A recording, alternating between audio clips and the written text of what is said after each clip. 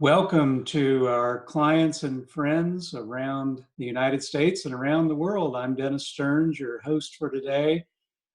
These 4 o'clock chats are intended to be interesting discussions with interesting people about interesting topics to help us through the coronavirus mess and to hopefully help us beyond the coronavirus mess. Today we have a great guest, Rich Schlentz, and Rich and I have known each other for a long time. Rich was originally my TEDx coach, and I can't tell you how many times we revised that script and make it crisp and make it relevant. And Rich, about halfway through that process, I was thinking to myself, why am I doing this? And Rich also helped me push on through, which actually is sort of a good metaphor for what we're going through with coronavirus, right? Yes. Pushing on through. Yes. If I remember correctly, you kicked off our TEDx series that day. So that was a nice way to begin, have Dennis Stearns start our event. Yeah, well, and interestingly, I had a couple people this week ask me how the future of jobs, which was what that TEDx was on, how it's being affected by the post-coronavirus. And that is a really fascinating topic that we are not going to talk about today. But perhaps on a future one of our 11 o'clock chats, we'll get into that. Right. And so Rich is a marvelous coach, as well as being leadership experts, works with a number of companies and has a great history. And he, I think, will be sharing some things with us today that are actionable in the middle of this crisis. So Rich, welcome. Yeah, Dennis, thank you. Our topic today is distance, or our title today is distance without, or doesn't mean distant. And as you mentioned, the work we do is in corporate settings. Since our focus in those corporate settings are always on the human relations or the people side of business, it's a reflection, so to speak, of society as a whole. Right? Since we're not in the tactics of our client's business, again, in the human relations. So the things we work on in the workplace are very relatable to situations in the home place, particularly now when we're talking about relationships and distance.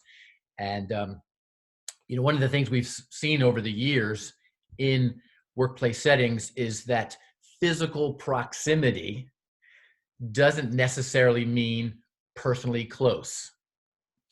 So even the physical structures in the workplace have changed over the last 20 years.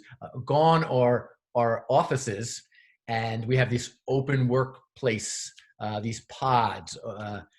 And one would think, all right, well, that allows people to be closer, more connected regarding relationships in the workplace. And what we have found from our clients is that because of the pace and the pressures and the deliverables and the deadlines and the tasks that overwhelm them, they are, again, in physical proximity and not close in relationships. So, and that's impacting their business. So if we reflect that to the home place, how can we also navigate this time of distancing without being distant?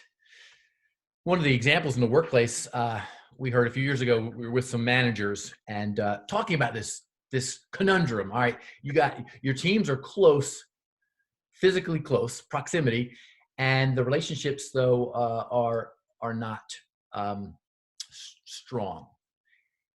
What does that look like? And one of the managers stood up. She literally stood up in this workshop and said, "It looks like when I hand one of my direct reports a project, because I know she can do it, and then I turn and walk away, I don't know the names of her children." And she said that with a lot of emotion. In other words, it was resonating with her that I'm close enough to know her competencies, and not close enough to know her as a human being.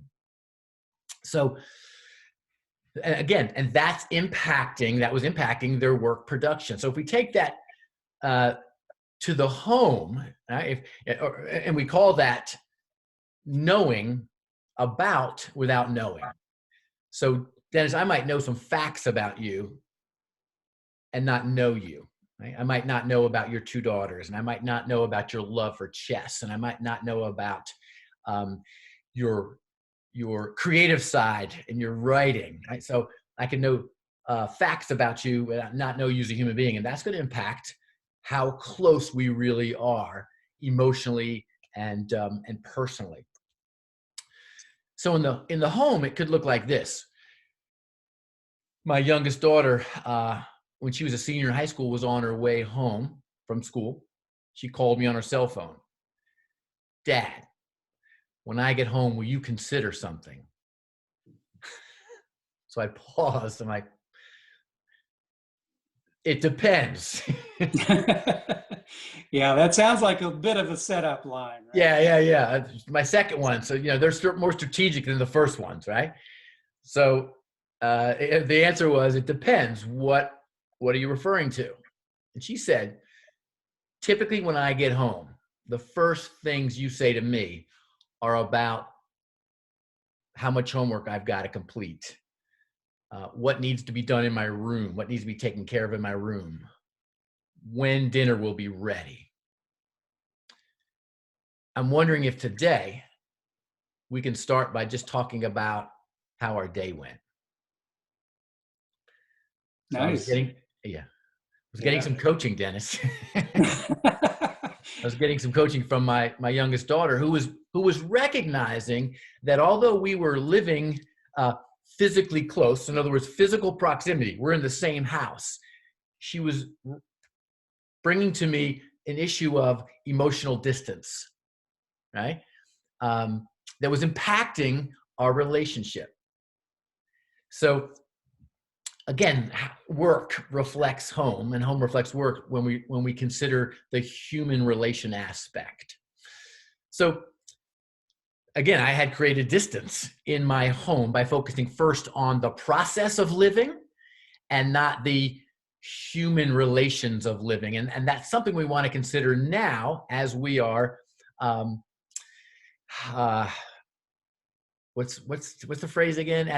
We are sheltering at home, and the impact that might have on our relationships.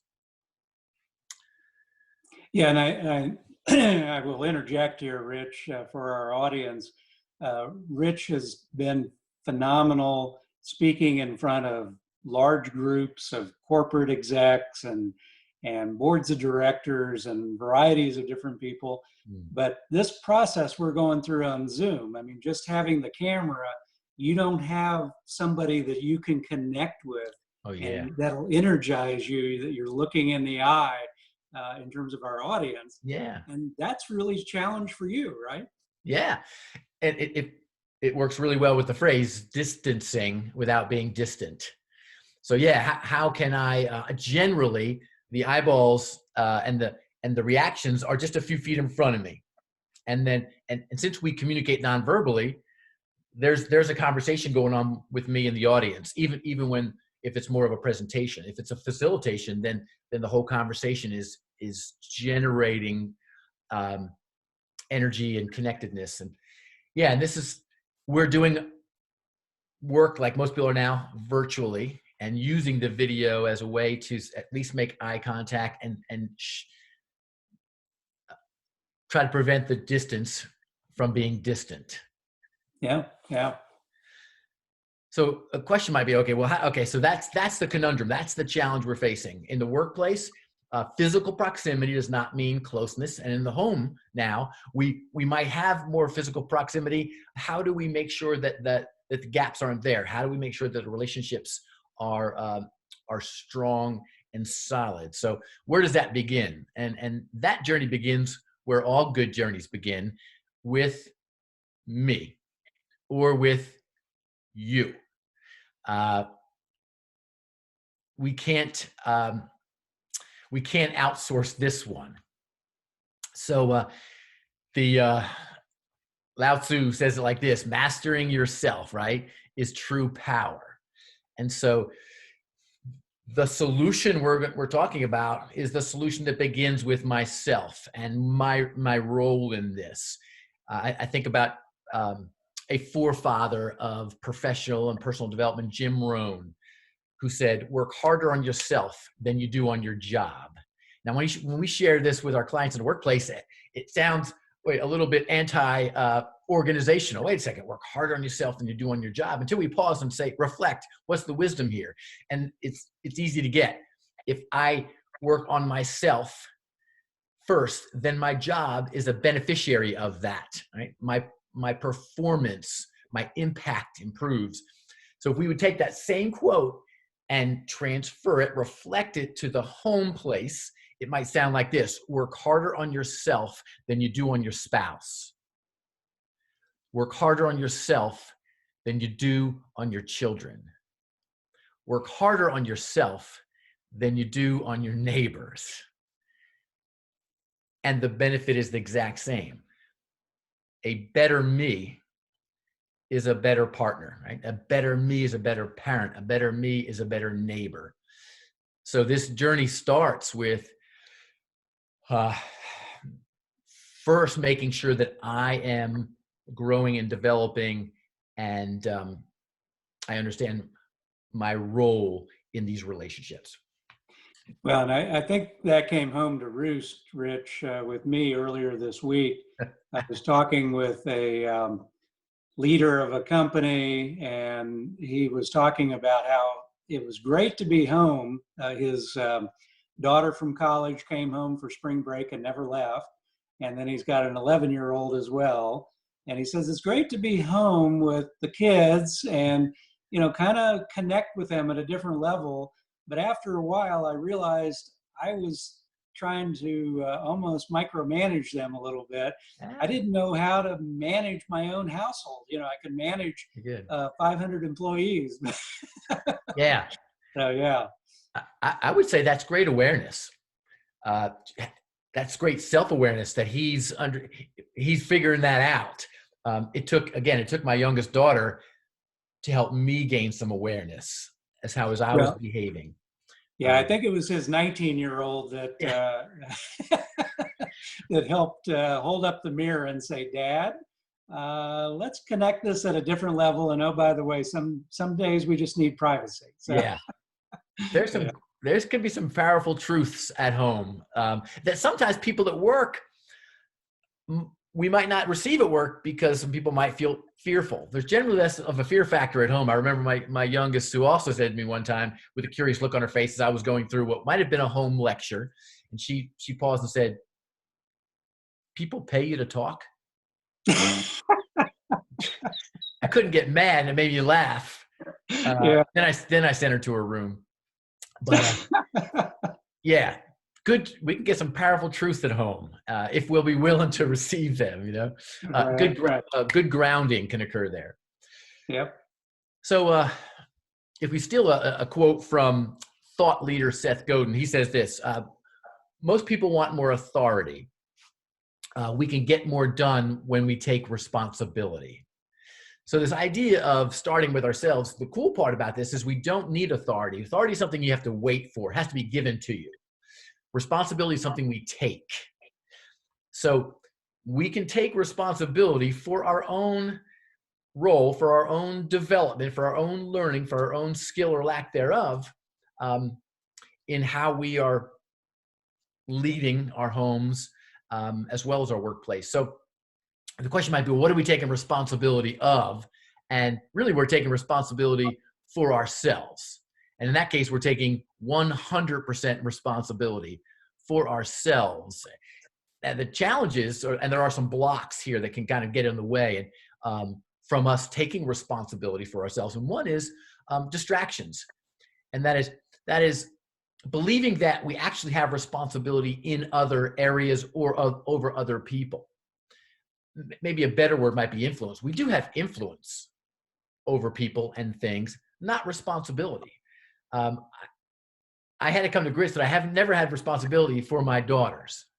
Right? They were fully responsible for themselves at some capacity and are now grown. So the people we work with, the people who we interact with in our home, we're really not responsible for them. We are responsible for us, and to not be distracted about that. And again, what are we responsible for when it comes to us? One, for where I am in my life. I am totally responsible for where I am in my life. There are circumstances that have occurred in my life, but I've made decisions that have brought me right here, right now. And I am responsible for that 100%. I'm 100% responsible for how I respond to circumstances, to situations. I'm not responsible for the traffic, for the economy, for a virus. As far as outside of me, I'm only responsible for how I respond and react with it personally. And I'm responsible for my relationships, for my role in my relationships. So, I think Rich, a good example that I saw this week was I was talking with a husband and wife, and the wife said, "Yeah, Jim, since he's been home more, he's on this whole kick about personal growth, and everything's read a new book and learn a new language, and I just can't keep up with that, and I'm feeling like I'm under pressure here because I'm just a slacker. I'm not I'm not learning some new language or whatever." And finally she came around to that she needed to take responsibility for her piece. He was not making her feel bad. Now there are some situations, I'm sure, where the spouse might say, "Well, why aren't you learning Mandarin Chinese or something?" Right. But he wasn't doing any of that. It was just sort of her story, her script, and once she figured that out, things seemed to improve, at least in the last 2 days. So it's in that case, it sounds like he was more of an influence, right? Focusing on being responsible for himself, and that was impacting her, and she worked through it. It sounds like. I think about some things my wife does that she does better than me, and over time that has influenced me when I'm ready, right? When I'm ready to be influenced, when I'm ready.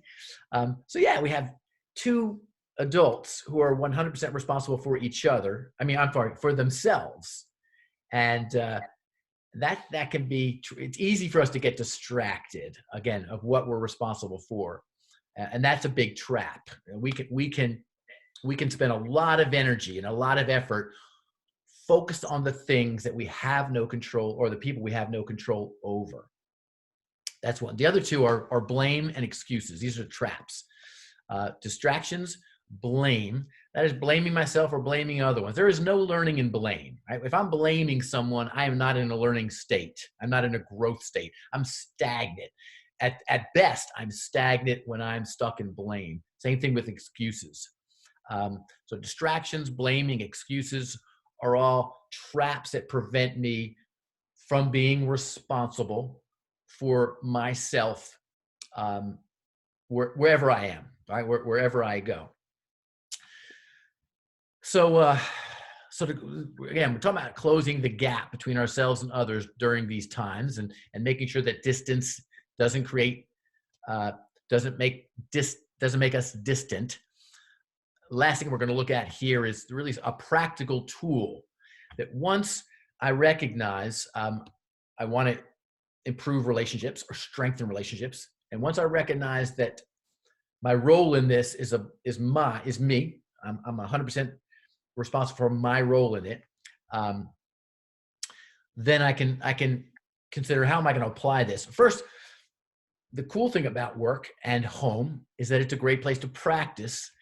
It gives us opportunities to practice, because generally where we find opportunity to practice is where we find problems. And what I mean by that is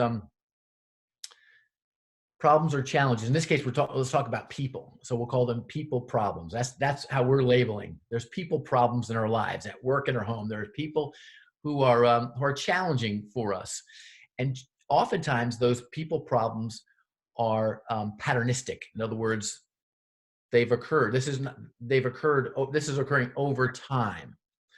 So we call them people pattern problems. Those scenarios, once we identify them, are great places for us to figure out how we can grow. And the growth starts first with mindset. Before we even use a tool, it's mindset. Wayne Dyer says, if we change the way we look at things, the things we look at change. Right? When we change the way we look at things, the things we look at change. So if there's a relationship I want to improve because it's problematic, there's a thing about this relationship that's troubling. The first thing I've got to do is get my mindset off of the word problem and change that thought in my mind. And the way to do that is to consider this person, rather than a problem, view them as a teacher. We call them tenacious teacher. In other words, this situation, this person is actually helping me to figure out a way that I can grow. So the problem is not out there. The problem is really, it's not a problem at all. It's like there's a thing going on here, and this relationship pattern is giving me an opportunity to figure out how can I grow through this. So first, go ahead, Dan. Yeah, no, I was just going to interject that our guest speaker last week, Tom Morris, was telling a great story. And of course, his background, he's telling these stories through the eyes of Plato and Socrates and Aristotle and, many of the great philosophers of history that have been through times way worse than what we're going through right now. I mean, just horrific kinds of situations. And his comment was how difficult it is to recognize that we really don't like change at some level, but the only way we grow is through change. Yeah. And that, the juxtaposition of those, this should be one of the greatest opportunities for everyone to change at least one thing that is for the better.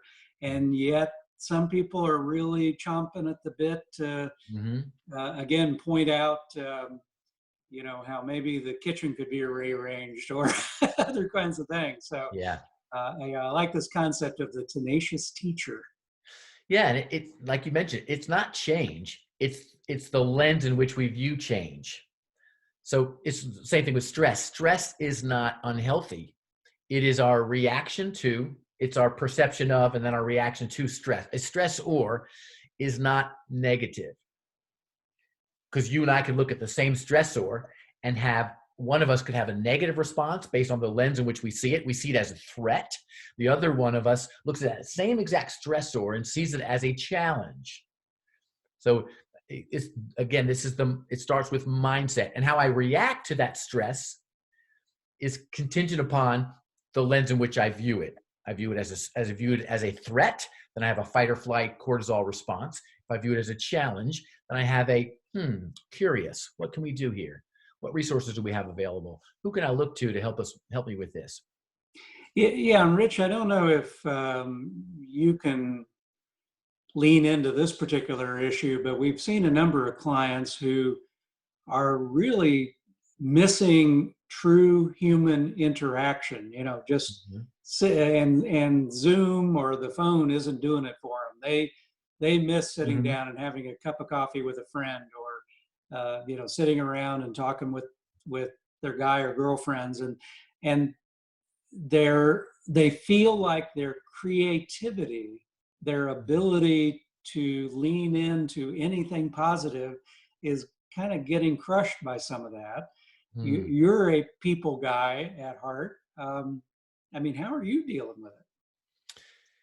Well, so here's two examples. Yesterday I met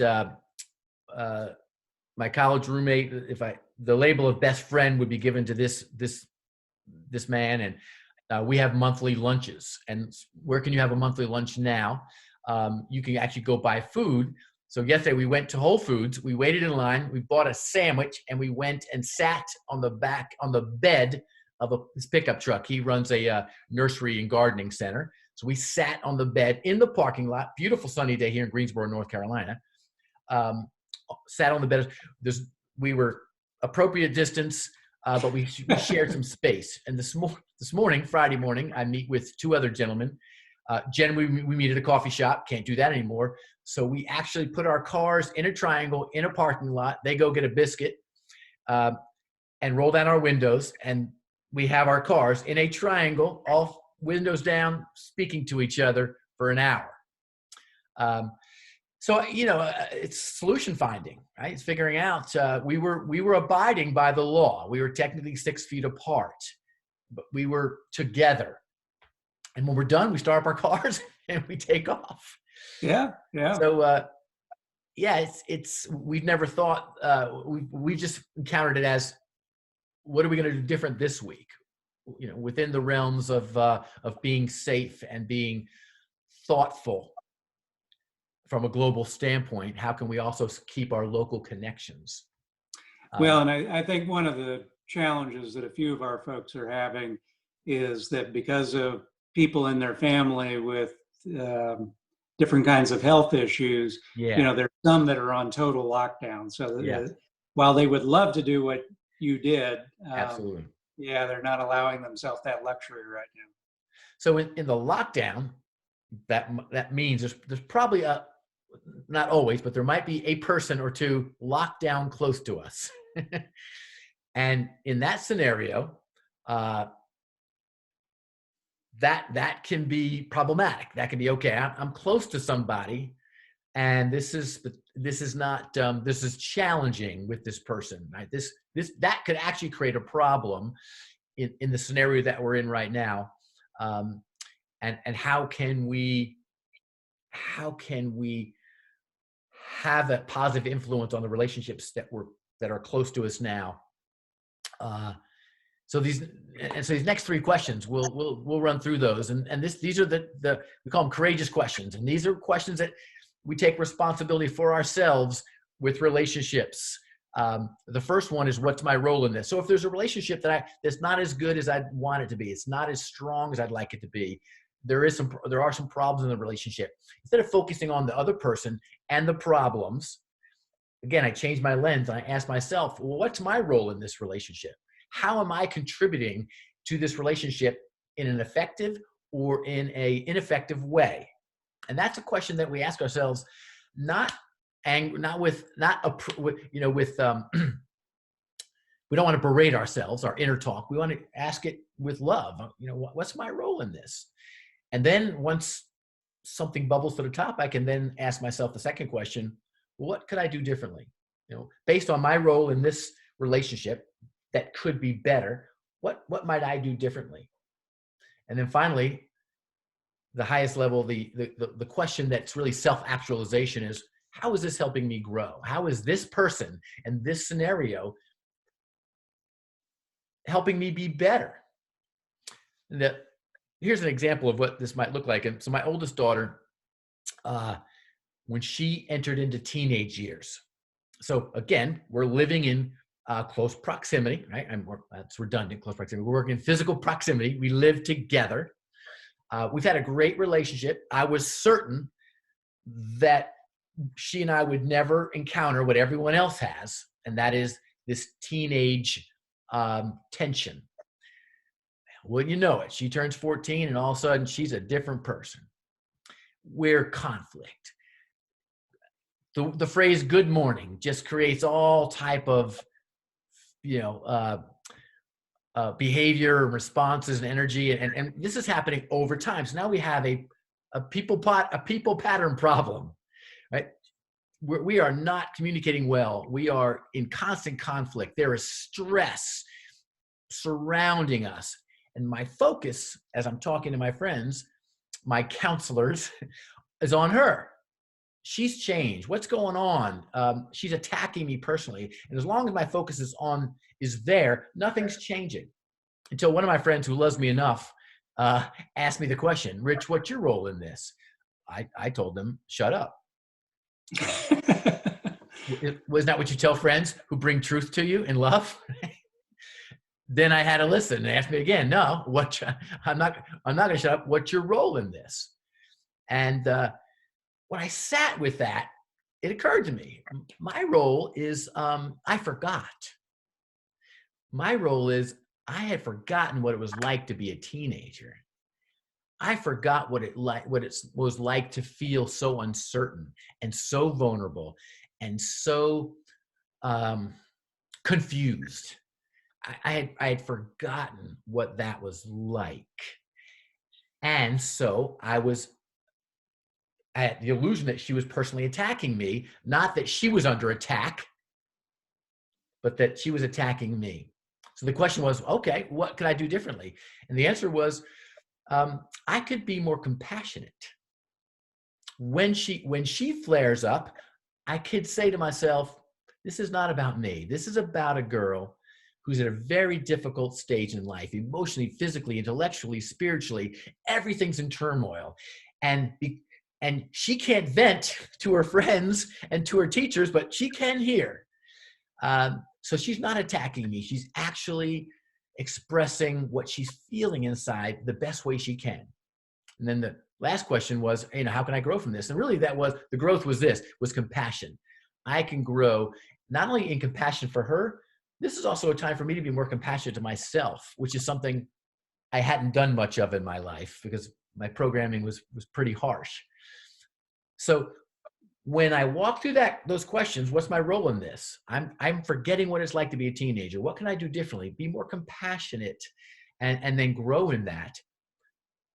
Things started to shift. She still had to go through she still had to finish out her teenage years.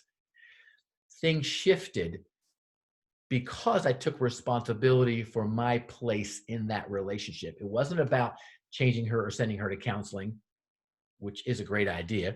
And, it was about me and my role in that. So that's how these questions show up. I know our time is about ending, and yeah, thoughts or questions? Yeah, well, and Rich, that's a great lead in actually to our guest speaker a week from today, Right. who is going to be talking about one of the great books of all time about the 5 love languages, Wow. which, yeah, interestingly enough, I mean, the whole concept is that you think you're approaching somebody with what is a love language, whether it's a coworker or a spouse or a child, but you're doing it from your lens, not from their lens, and that their lens may be very different.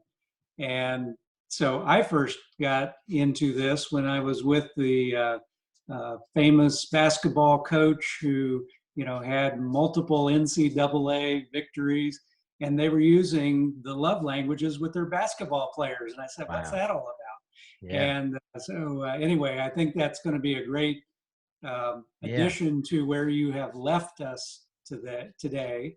Yeah. And I do really appreciate you're trying to adapt things that are useful in the workplace to all of us sheltering in place at different levels. Yeah. Someone semi-lockdown and others on lockdown. And hopefully our listeners have picked up at least a nugget or two of interest. Yep. Yeah. Thanks for having me. Thanks for your relationship and your team that we get to work closely with and build relationships with. It's great to be here, and thank you for trusting me with your most prized possession, which are your clients out there in cyberspace today. Well, thank you, Rich. And so for those who don't know, Rich and his team are actually communication and executive coaches to us and our team.